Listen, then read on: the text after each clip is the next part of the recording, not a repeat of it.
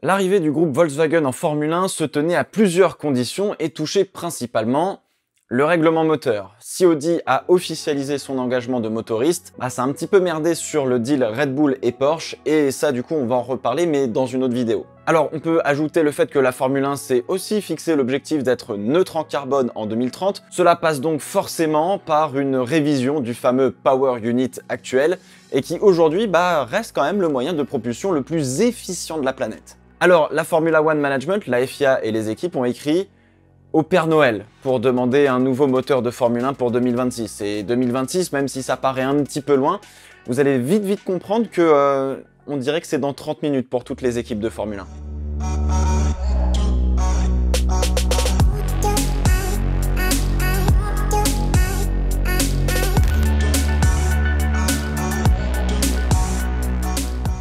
On a deux gros problèmes en tant que spectateur avec les Power Units actuels. Les fans hardcore qui ont connu les moteurs atmosphériques criant à plus de 18 000 tours minute vous le confirmeront. Pouvoir se parler et ne pas trop avoir besoin de se boucher les oreilles quand une Formule 1 passe devant vous, c'est un petit peu comme si vous alliez au cinéma avec des lunettes de soleil et un casque anti-bruit.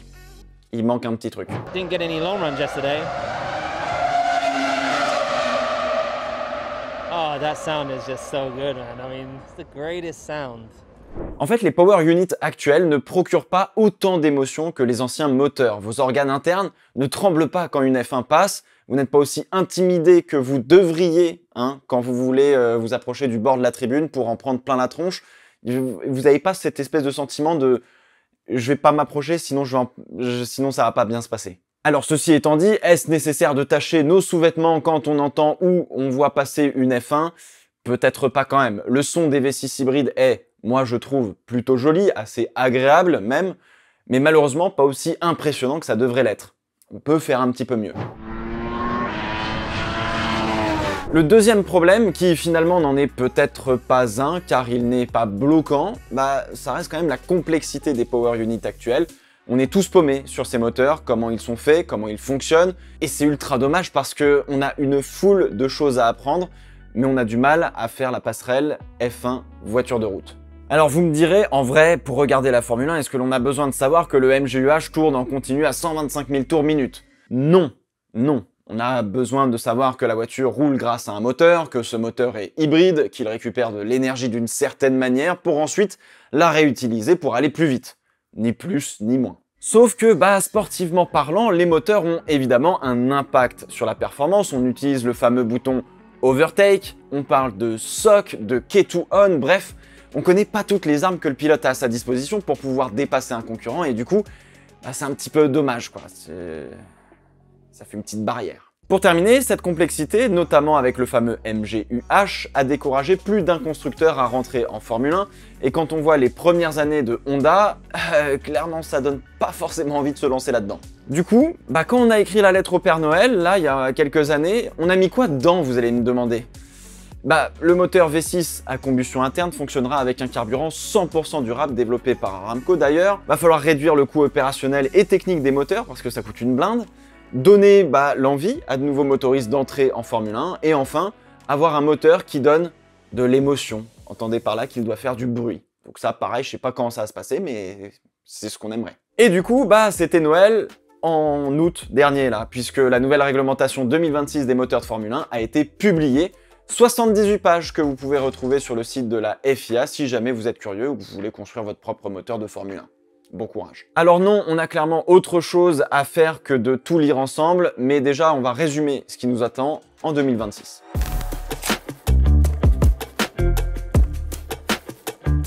Les Power Units vont fonctionner avec des carburants donc 100% durables. Donc ce sont des carburants qui ne sont pas issus de ce que l'on appelle l'énergie fossile, donc du pétrole globalement, mais ils seront issus de la biomasse non alimentaire, de déchets, voire même de la captation du carbone dans l'atmosphère.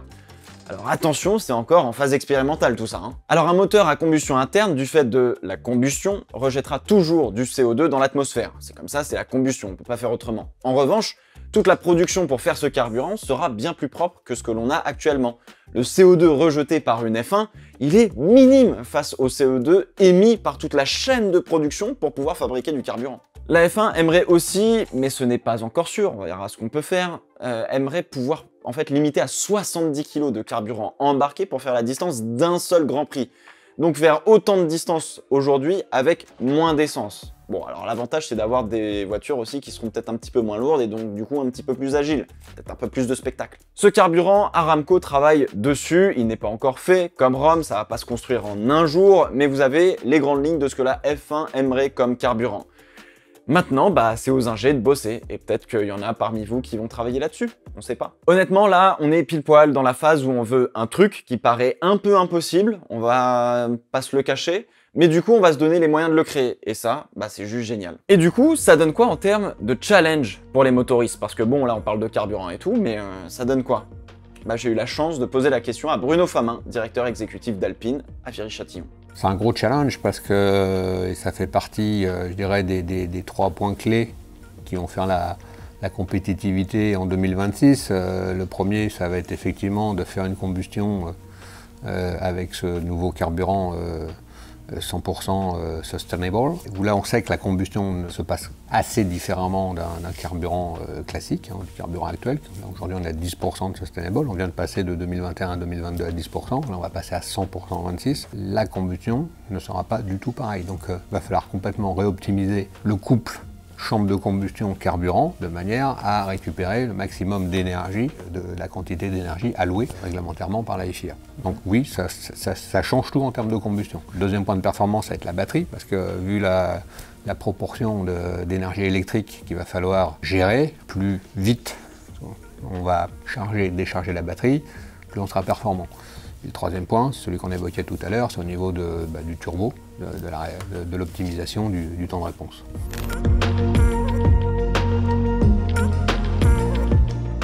C'est là que se trouve la différence majeure avec ce que l'on a actuellement en Formule 1. On a un power unit avec, deux éléments qui permettent de récupérer de l'énergie, le MGUH et le MGUK. Alors aujourd'hui on a le MGUK, le MGUH. Est-ce que tu pourrais nous expliquer rapidement, en quelques mots, ce que fait l'un et ce que fait l'autre? Bien sûr. Je peux. Vous avez l'heure, oui. Je peux le faire. Alors oui, Bruno Famin me l'a bien expliqué, mais pour vous résumer pour la 4000e fois, parce que c'est super compliqué, et je vous rassure que même moi, je commence seulement à peine à piger vraiment comment ça fonctionne. Petit rappel de ce que l'on fait aujourd'hui, MGUH, MGUK. Alors je vous fais une version hyper courte. Le MGUK, grosso modo, c'est une dynamo, ça récupère l'énergie cinétique au moment du freinage sur les roues arrière, ça transforme cette énergie en électricité, on envoie ça dans les batteries parce que faut bien stocker l'électricité quelque part, et puis en fait on peut redéployer une puissance électrique supplémentaire à travers le MGUK sur les roues motrices arrière. Le MGUH, lui, il fait tourner le turbo en continu, donc il aide le compresseur à aspirer de l'air pour l'amener directement dans le moteur pour le faire tourner. Et quand on roule vite, les gaz d'échappement font tourner la turbine qui va faire tourner le MGUH comme une dynamo là aussi, et donc récupérer de l'énergie pour l'emmener dans les batteries. Et quelque part, ça va aider d'une certaine manière à avoir plus d'énergie et envoyer ça vers le MGUK qui donne un boost de puissance. Alors du coup, on enlève le MGUH qui était accouplé au turbo pour 2026 et on va prendre un MGUK quasiment 3 fois plus puissant. On passe de 160 chevaux à 470 chevaux sur la partie électrique. Et pour récupérer de l'énergie, comme on n'aura plus le MGUH, ça va se faire que sur le MGUK, et donc en bout de ligne droite et pendant les phases de freinage. Et ça, ça va changer énormément de choses, comme me l'a dit Audrey Vastrou, qui est tout simplement directrice des essais et de l'exploitation des moteurs chez Alpine. Les grandes lignes, c'est bien celle-là. Ces grandes lignes-là, elles impliquent chez nous une gestion notamment de la batterie et de l'énergie qu'on va avoir, qui est plus compliquée que maintenant. Plus on-off, mais du coup, à gérer, ce sera plus compliqué. Aujourd'hui, le H, il sert à amener beaucoup d'énergie, à aider énormément le K à délivrer. Et sans lui, il faut qu'on apprenne à gérer les 350 kW, à savoir quand est-ce qu'on va les positionner, comment l'ICE va être utilisé dans les phases où le K ne sera pas utilisable. Tout ce qui est pit lane en mode électrique, le tour de sortie, une fois qu'on aura bien consommé de l'énergie dans la pit lane, tous ces éléments-là, c'est des gros sujets de travail. Et le dimensionnement de la batterie pour être capable de faire ça, l'énergie qu'on va lui demander instantanément dans un sens ou dans l'autre tout au long d'un tour de Formule 1, le niveau de stress associé à ça, il va bien augmenter par rapport à ce qu'on connaît aujourd'hui. Alors, le règlement 2026 amène des changements dans la manière d'utiliser l'énergie en piste, mais ça ne s'arrête pas à avoir seulement un MGUK qui est juste plus gros, quoi. Je crois qu'un moteur électrique de 350 kW, honnêtement, je pense que ça fait peur à personne. C'est pas le gros enjeu. On aurait dû demander plus. Non, c'est pas ça, c'est qu'après, non, parce qu'il va falloir l'alimenter en énergie, le moteur. Tu disais en introduction qu'on avait un nouveau règlement Power Unit, mais ça, il va être accouplé à un nouveau règlement châssis aussi. Parce que forcément, les deux vont de pair. On ne sait pas exactement encore ce que ça va être, mais il est clair que les caractéristiques de la voiture de la F1 2026, en termes de châssis, en termes d'aéro notamment, va être importante dans la façon dont on va faire fonctionner le Power Unit 2026. On sait déjà qu'il va falloir récupérer beaucoup d'énergie pour pouvoir utiliser la puissance disponible avec le moteur électrique de 350 kW. Si on le mettait dans une Formule 1 actuelle avec la réglementation aéro actuelle, ça risquerait de faire des choses un petit peu bizarres. Mais on sait que la FIA pense à faire des évolutions majeures, notamment en termes d'aéro sur les voitures, qui vont permettre d'avoir des courses et des temps autour qui ressemblent à quelque chose vraiment. Est-ce que c'est possible, à ton avis, que parce qu'on va avoir un gros MGUK, est-ce que tu penses que c'est possible qu'un jour on ait juste des freins à disque à l'avant et la dynamo entre guillemets à l'arrière qui récupère l'énergie sur tous les freinages? C'est quelque chose qui pourrait être envisageable ou pas? C'est ce qu'il y a à peu près sur la Formule E Gen 3, hein, où il n'y a plus de frein à l'arrière. Il n'y a que des petits freins à l'avant, des freins hydrauliques. Hein. Après, c'est pas sans poser des problèmes de sécurité. C'est ça. Parce que le jour où ça disjoncte... Tu me diras, c'est comme quand tu as un disque de frein qui pète, c'est pas ouf. C'est pas ouf, mais il y a un système, la réglementation de frein est ainsi faite pour qu'en diagonale, il y ait toujours au moins une diagonale qui fonctionne sur les freins. Alors ça, je savais pas. Voilà. Comme quoi, on en apprend tous les jours. Donc oui, cet aspect sécurité est pris en compte, mais bon, pourquoi pas, bien sûr, si on voit que ça marche bien en Formule E, mais bon, je pense qu'on n'en est pas là en Formule 1, clairement. On n'en est pas là parce que c'est pas le parti qui a été pris du tout en termes de réglementation. Cette nouvelle partie hybride pour 2026 va du coup avoir un impact sur l'aéro des voitures pour qu'on puisse faire fonctionner entre guillemets correctement ce Power Unit. Donc oui, en 2026, c'est pas juste les moteurs qui changent, le châssis et l'aéro aussi. D'ailleurs, pendant qu'on y est, les batteries et le MGUK vont se retrouver directement dans le châssis, donc dans la monocoque, la fameuse cellule de survie, afin d'accroître la sécurité des voitures et qu'il n'y ait pas une étincelle qui foute le feu à la bagnole, parce que ça, c'est des choses qui peuvent encore arriver. Les Formule 1 devraient toujours faire aux environs de 1000 chevaux en cumulé, sachant que dépendamment de comment on utilise la partie hybride de la voiture, ça fera varier forcément cette puissance. Si vous avez bien suivi, vous comprenez que le MGUH servait aussi à annuler le fameux turbo-lag. Alors, je vais pas rentrer dans le détail de ce que c'est. Le phénomène, en fait, se traduit par un temps de réponse plus lent entre le moment où vous appuyez sur la pédale d'accélérateur et le moment où le moteur donne la pleine puissance grâce à son turbo. Le turbo-lag, ça rend le pilotage plus complexe, surtout en sortie de virage, quand justement le turbo va donner un coup de puissance un peu sec, on va dire, qui pourrait faire patiner les roues arrière. Tant mieux pour nous spectateurs, on verra des pilotes qui devront être encore meilleurs qu'aujourd'hui. Mais est-ce qu'on pourrait pas limiter l'effet du turbo-lag quelque part, d'une certaine manière? Tu parlais forcément de ce phénomène du turbo-lag, du fait qu'il n'y ait plus le MGUH, donc du coup la turbine et le compresseur vont pas se faire entraîner, en tout cas par un moteur électrique à partir de 2026. Ma question c'est du coup comment on va pouvoir, entre guillemets, diminuer ce fameux turbo-lag par d'autres impadices peut-être sur le Power Unit. Est-ce que vous avez des pistes, des choses C'est une question sur laquelle on commence à réfléchir. Forcément, réglementairement, on ne va pas pouvoir ajouter quelque chose qui fasse que. Donc ça va vraiment être de la dynamique des fluides, en fait, ce qu'on appelle la boucle d'air, c'est-à-dire l'ensemble de l'admission, l'air qui passe dans le compresseur, dans le moteur, la combustion, l'échappement, etc. Tout ça, c'est ce qu'on appelle la boucle d'air. C'est l'optimisation de cette boucle d'air avec le dimensionnement du turbo, l'acoustique, etc. qui va faire en sorte, la combustion bien sûr, qui va faire en sorte qu'on va pouvoir plus ou moins réduire le lag.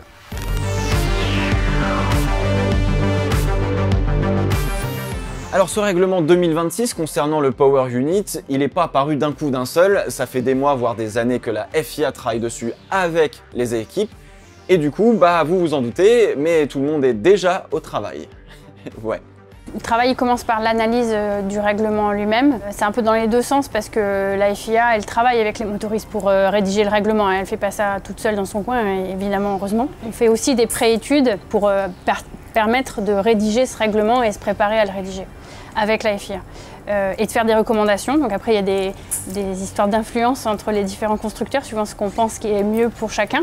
Et à la fin, la FIA, elle écrit un compromis de tout ça. Donc là, le règlement, il est techniquement déjà figé. Il y a encore des choses sportivement qui vont sans doute encore évoluer et pour lesquelles il y a encore des discussions. Et donc on travaille là-dessus pour soit affiner des choses qui ne sont pas encore claires, fermer des portes, clairement, parce qu'il y a des choses où on aimerait que ni nos concurrents n'y aillent, ni nous, parce qu'on n'est peut-être pas en position d'être avantagés. Et il y a d'autres choses où, là, pour le coup, on essaye d'orienter les choix parce qu'ils sont plus favorables pour nous. Du coup, tout ce qui n'est pas interdit est donc autorisé dans un règlement?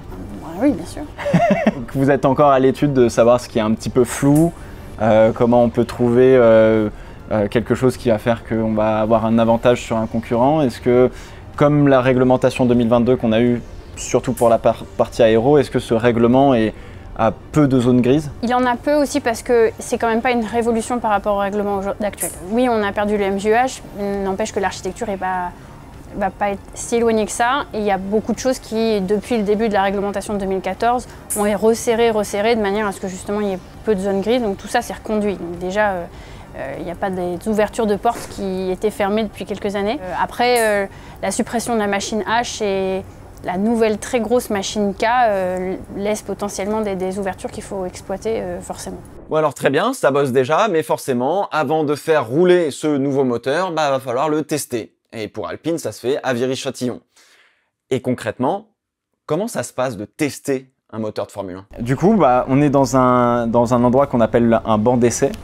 La question est assez simple, comment on teste un Power Unit en Formule 1? Un moteur de F1, pour vérifier sa fiabilité notamment, on lui fait faire des endurances qui sont des cycles réels. Nos bancs, ils sont capables de reproduire les cycles faits en piste. On prend le circuit de Barcelone et on rejoue exactement la trace que les moteurs ont fait, suivant les sollicitations pour la qualif, pour la race, etc.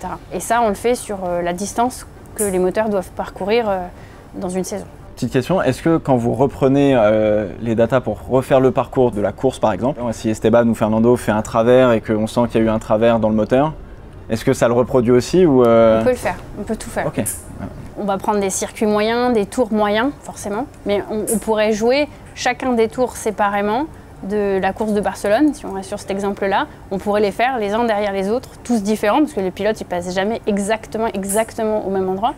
On pourrait tous les reproduire sans problème. Combien de Power Units on teste avant d'en faire rouler un pour de vrai? Ça dépend des phases de développement du moteur. On vient de rentrer dans une ère frozen. Le nombre de moteurs de développement forcément est réduit. Enfin, c'était de toute manière la volonté du règlement. Pour préparer l'ère 2022, il y a une cinquantaine de moteurs de développement. Ah quand même. Ah, oui. Sur un certain nombre de temps aussi, hein, pas instantanément bien sûr. C'est sûr qu'il y a beaucoup plus de spécimens de développement que de spécimens de course. Ce nouveau règlement du moteur en Formule 1 pour 2026 a donc attiré au moins le groupe Volkswagen à travers l'engagement d'Audi. Finalement pour Porsche, ça se fera pas avec Red Bull, peut-être qu'il existe une autre porte d'entrée, mais laquelle pour l'instant, on le sait pas. Ces moteurs sont voués à développer des technologies pour rendre la mobilité de demain et en particulier la voiture plus responsable et plus durable. Alors je force un peu le trait, mais à un moment donné, le but c'est que le carburant de la F1, on puisse le mettre dans la voiture de Monsieur Tout-le-Monde. Ça, ce serait pas mal. D'ailleurs, de l'essence de F1 dans une voiture normale, est-ce que c'est pas une bonne idée? Ouais. À tester? Oui, vas-y. Ouais. Bon, ok, ça va bien marcher, je pense, mais ça va pas exploser. Hein. On va peut-être demander à Castrol de nous filer un plein pour le mettre dans une Twingo, tiens. Ça pourrait être marrant. Vidéo à suivre. En plus du règlement 2026 concernant les moteurs, on va avoir une grosse évolution sur la partie châssis et aérodynamique.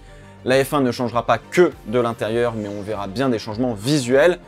À quel point, ça on ne le sait pas encore, mais on le saura bien assez tôt, vous inquiétez pas. Mais plus que jamais, le plus beau, c'est le challenge qu'on a devant nous. On est encore une fois pile poil au moment où on a le droit d'être fou, d'être sans limite sur ce qu'on voudrait avoir. Et là, en fait, on commence le chemin pour rendre un rêve en réalité. Et c'est sur ce chemin qu'on va avoir des succès, mais aussi des échecs. Mais le fait d'avancer est hyper grisant. Et quoi qu'il arrive, on se souvient toujours un peu du passé quand on passe à Viry-Châtillon, car trônent un petit peu partout des reliques silencieuses aujourd'hui qui se faisaient bien entendre sur toute la planète hier.